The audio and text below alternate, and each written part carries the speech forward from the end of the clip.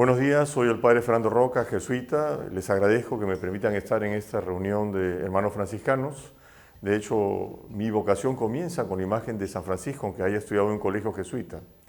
Y me impresionó mucho la vida de Francisco, con todo lo que supuso para su época y lo que supuso para la iglesia. El padre Alejandro me pidió que les hablase sobre la Amazonía. Lamentablemente, por un cruce o un malentendido de fechas no voy a poder, porque hoy, que tendría que estar con ustedes, voy a estar en la parroquia de Fátima, justamente en un ciclo de charlas sobre la creación, y me toca hablar este miércoles sobre la Laudato Si. Pero aquí vamos a hablar sobre la Amazonía, ¿no?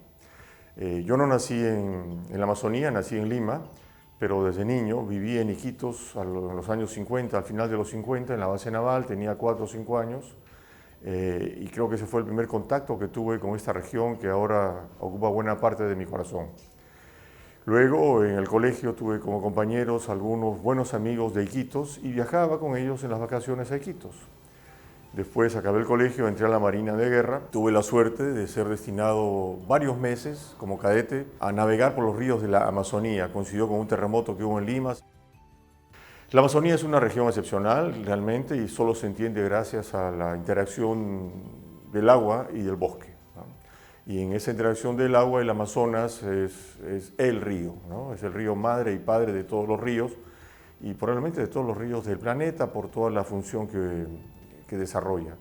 Hablamos de un territorio de más de 7 millones de kilómetros cuadrados, un poco más de 7, es decir, si tomamos en cuenta la superficie del Perú, 1.300.000 casi, es casi 5 veces y media el Perú, ¿no? Se calcula hoy por hoy que la población total de la Amazonía es de unos 40 millones de habitantes, ¿no? Pero sobre todo está centrada en las grandes ciudades, ¿no? Manaos pasa el millón, Belén pasa el millón, Iquitos, los cálculos menos optimistas hablan de 500.000 de habitantes, pero hay otras grandes ciudades en el lado brasilero sobre todo, ¿no? Santarém, por ejemplo, y Leticia en Colombia, con un incremento poblacional bastante grande.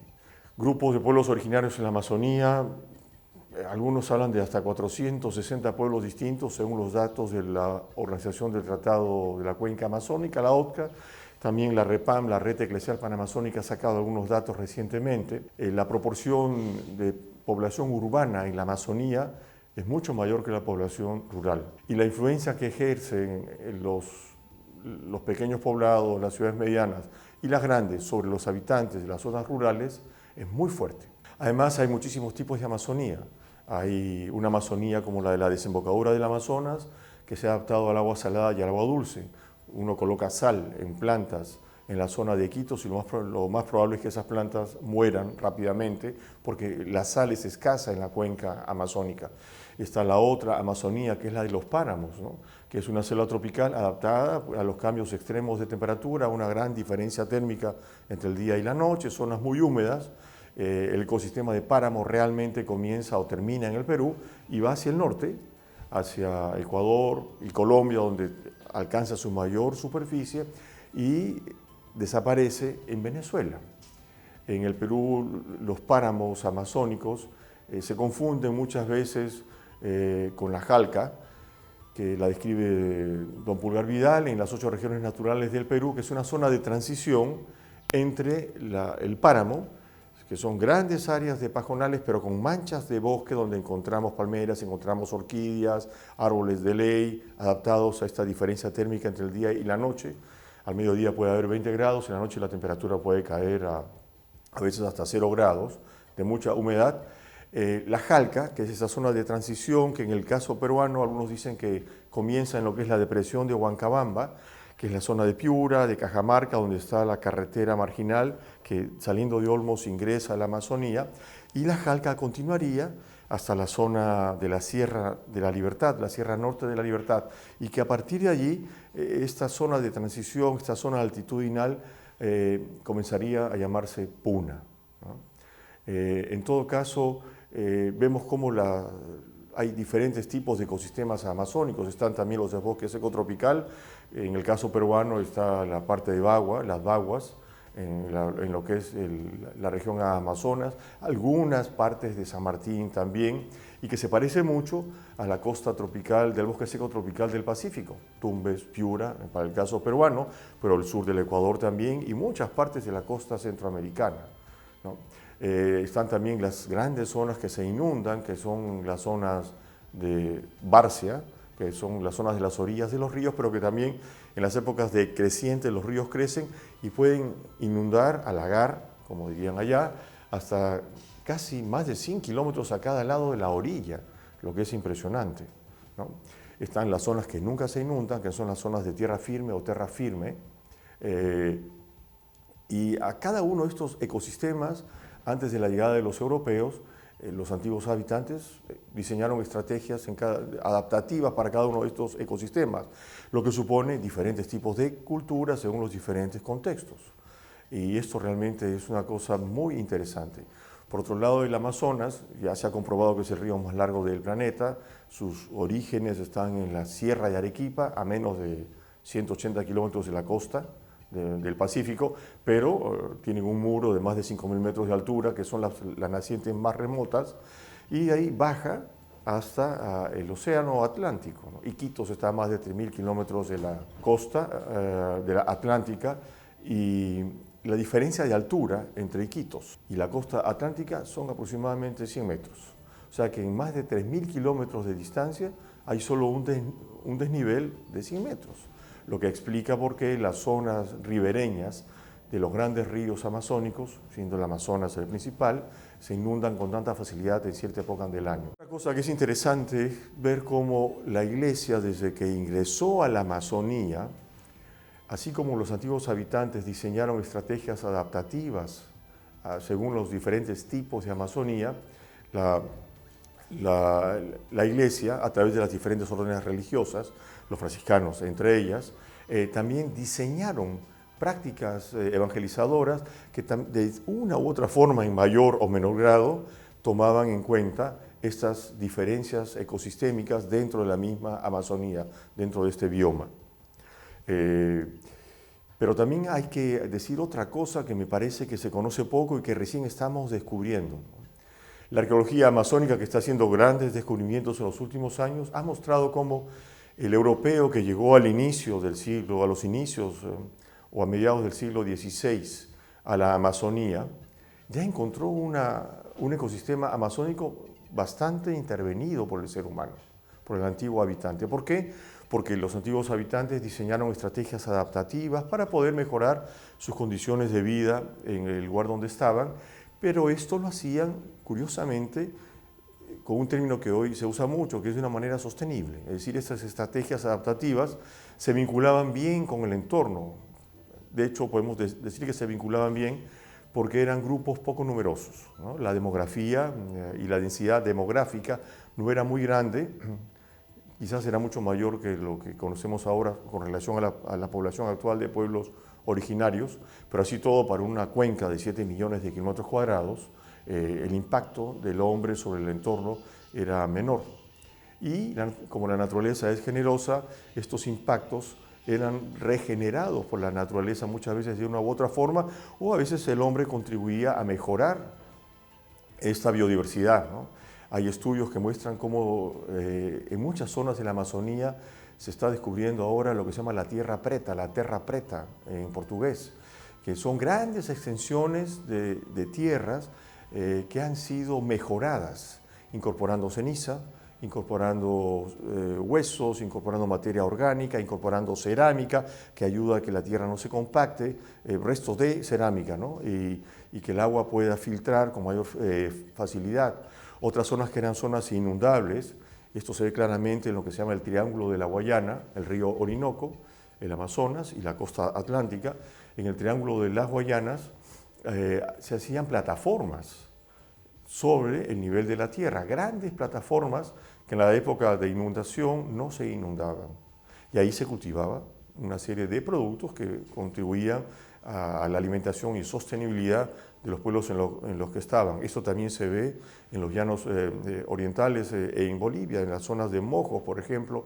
Ahí también se aprecia esta técnica de cultivo. También hay casos donde, por razones demográficas, los habitantes, los pueblos originarios, se daban cuenta que comenzaban a ejercer una presión muy fuerte sobre el entorno. Entonces el pueblo decidía dividirse.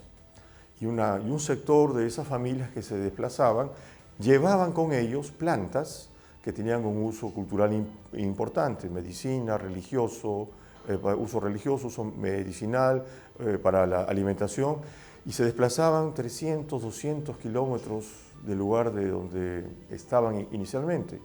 Y en el nuevo territorio introducían esas plantas. Años después, esos nuevos territorios tenían una biodiversidad bastante mayor que el territorio que habían dejado.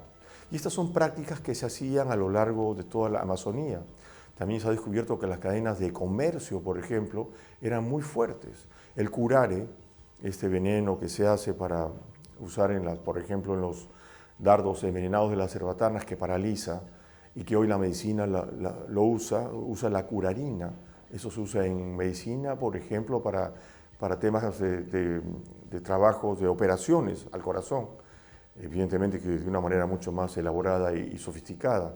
Pero los trueques para el curare iban desde la Amazonía norte del Perú y sur, o nororiental del Perú y suroriental del Ecuador, hasta las costas del Atlántico brasilero, en la zona casi fronteriza de lo que es hoy Brasil con Uruguay, porque eran pueblos tupí. Entonces las cadenas de comercio eran muy abundantes.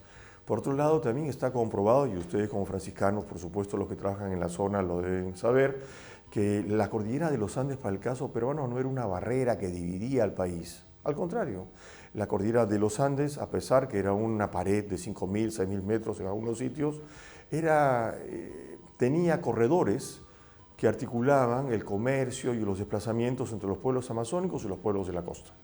Esto se ve con mucha claridad en la costa norte, en el caso de los pueblos jíbaros, Aguajún, Huampís, Achuar, Shuar, que son los actuales. De hecho, los Huampís, los antiguos Huambizas, son Shuar también. Hay Tsumun Shuar, Unsuri Shuar y Huampí Shuar. Shuar de arriba, que están todos en el Ecuador, Shuar de abajo, que hay una parte pequeña, pero para el Perú importante, en el lado peruano, en el río Santiago, y los Huampí Shuar, que están todos en el lado peruano. Pues bien, el grupo etnolingüístico jíbaro tenía contactos con los pueblos de las culturas preincaicas de la costa peruana. Más aún, hay teorías que dicen que el pueblo jíbaro inicialmente vivía en la costa norte del Perú, la costa tropical norte, y también el sur del Ecuador, y por diferentes presiones, por ejemplo el imperio Mochicachimú, se fue desplazando hacia la Sierra Norte, Cajamarca, o la Sierra de Piura. En Piura han encontrado una tumba del señor de Huatacondo, donde el cuerpo que se encontró tenía una vestimenta que era muy parecida a la que usan los actuales Aguajún y Huampís en la Amazonía, ¿no? Y luego, por la presión del imperio incaico, todas las guerras, las conquistas, ellos se desplazaron hacia sitios más remotos del oriente. Jaén se llama Jaén de Bracamoros, que en el fondo es Jaén de Pacamuro, ¿no? Y muchos dicen que los paltas y los pacamuros eran pueblos jíbaros andinos de la selva alta, que después se desplazaron a los territorios actuales en donde están. Igual pasa en la selva central, en los Ashánica, los Yanesha, todos ellos mantenían contacto y relaciones con los pueblos de la costa, ¿no? Eso explica, por ejemplo, qué hacen en las líneas de Nazca pintado o trazado un mono, o un caimán, un cocodrilo, ¿no? ¿Qué hacen los mantos plumarios, que son espectaculares? Toda la artesanía plumaria de fardos funerarios que se han encontrado en Paracas, por ejemplo, que son plumas de aves amazónicas.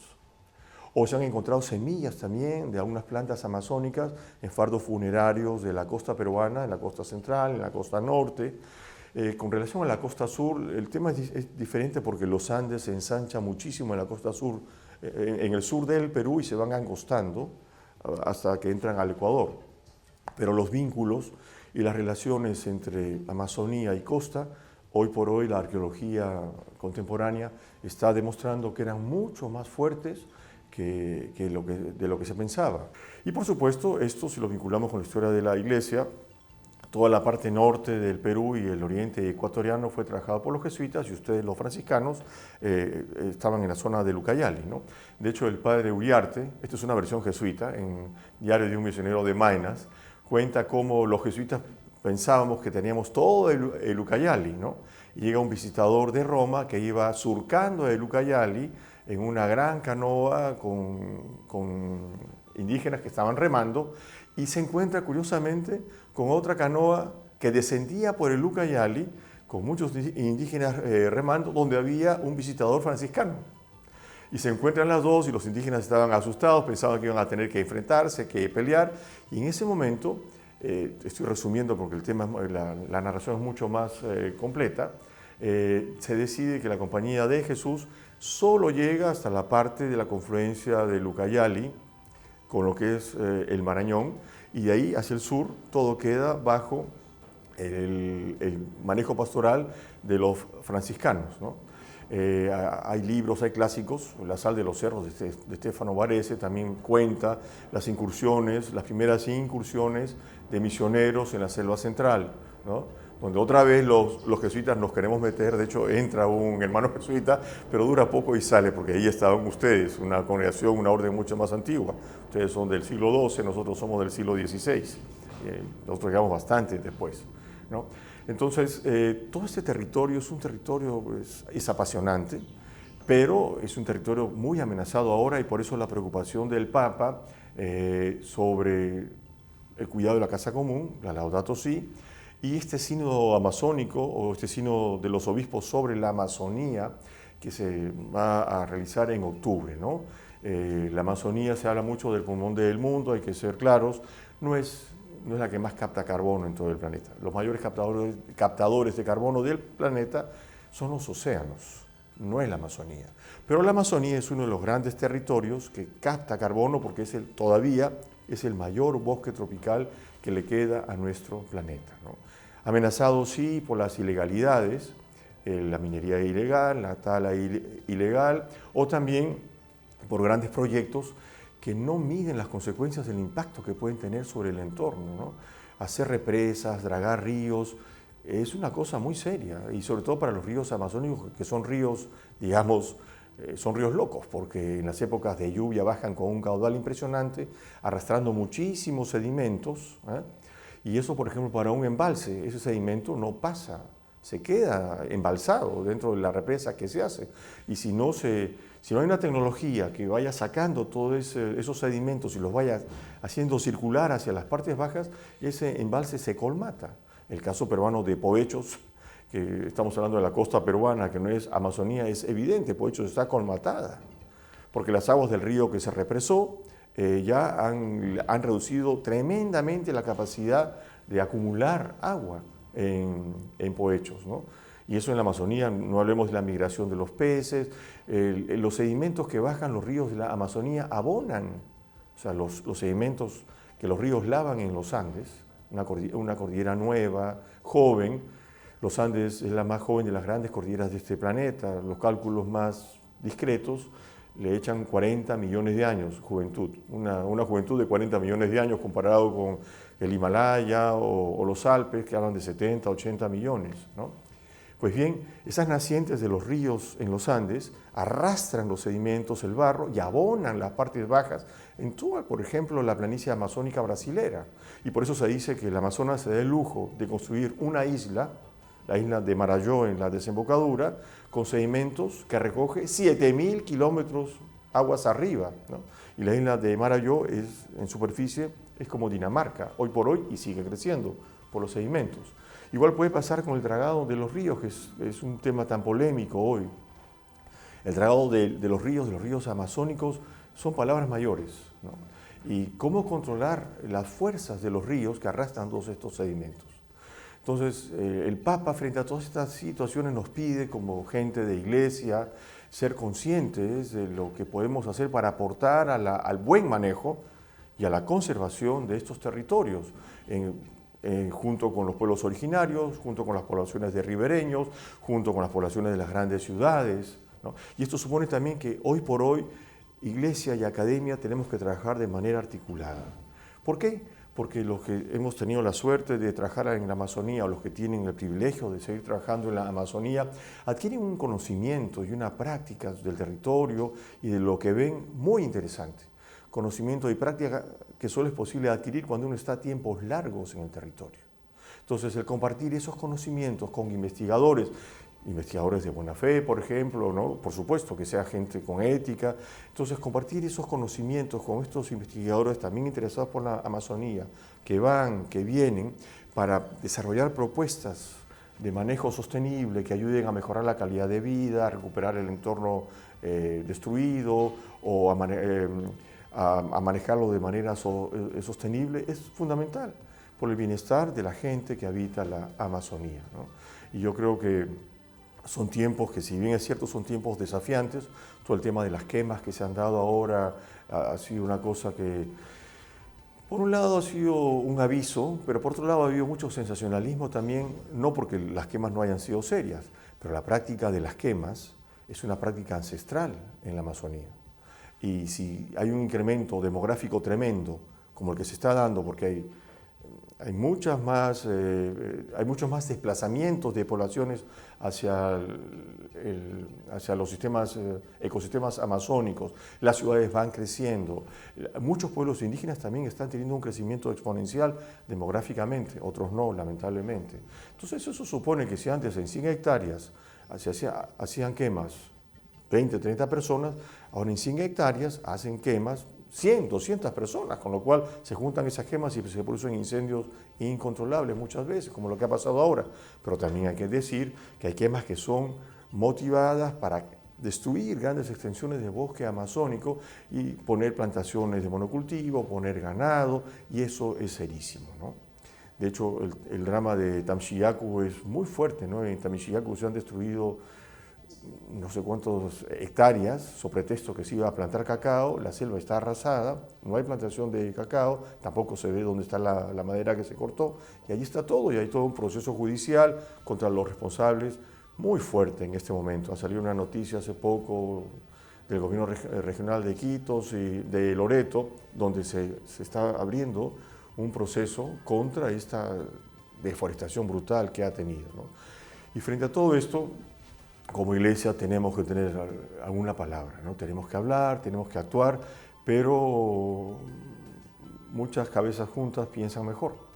Por lo tanto, necesitamos trabajar de una manera articulada, mucho más articulada. Este sínodo está propiciando eso, ¿no? La red eclesial panamazónica ha permitido comenzar a descubrir que la Iglesia Católica, con un trabajo articulado en la Panamazonía, puede tener resultados mucho más eficaces en todos los aspectos, ¿no?